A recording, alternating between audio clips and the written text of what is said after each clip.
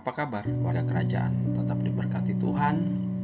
Masih dari Efesus 5 ayat 17. Yang menjadi fokus saya adalah ketika dikatakan janganlah kamu bodoh, tapi mengerti kehendak Allah. Ini menjadi penting ketika kita mengerti kehendak Allah.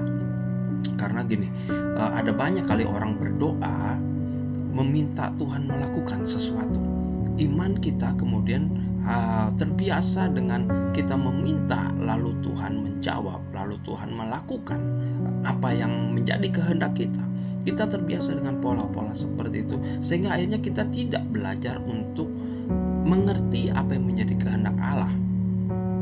Kita hanya terbiasa untuk Tuhan lakukan ini, Tuhan tolong aku, Tuhan biarlah Bapa gunung ini boleh berpindah.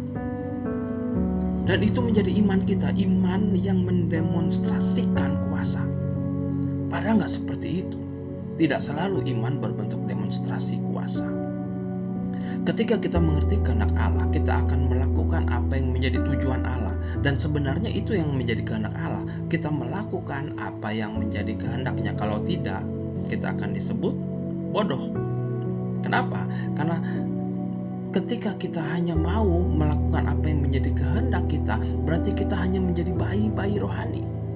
Kita hanya mau Tuhan ikut dalam agendanya kita, tapi kita nggak pernah belajar untuk beriman bahwa kita yang harus ikut agendanya Tuhan. Betul saudara. Ketika ada gunung, kita berdoa dengan iman gunung itu berpindah.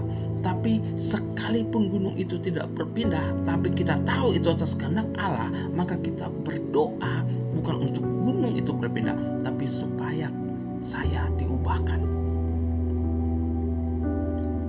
Saudara, kehendak Allah jauh lebih tinggi, lebih baik daripada kehendak kita. Belajar itu saudara. Mari kita mulai masuk. Ini sudah akhir zaman, kita tahu ini sudah akhir zaman. Tapi sudah seberapa kehendak Allah, agenda Allah kita kerjakan dalam hidup kita. Atau kita masih berdoa, Tuhan lakukan ini, Tuhan lakukan itu untuk agendaku, untuk kehendakku. Mari belajar menjadi dewasa. Mari belajar dalam ketundukan kepada Allah. Jadilah kepadaku seturut kehendakmu, jangan dibalik.